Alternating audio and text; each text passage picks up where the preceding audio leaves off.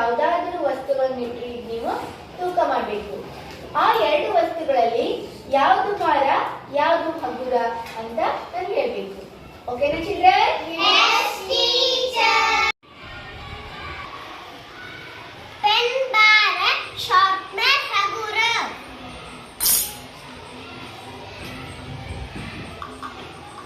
Eraser ಭಾರ, pencil ಹಗುರ.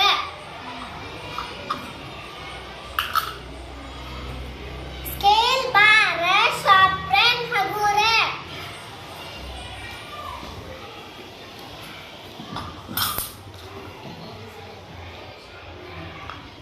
ಬದನೆಕಾಯಿ ಭಾರ, ಮೆಣಸಿನಕಾಯಿ ಹಗುರ.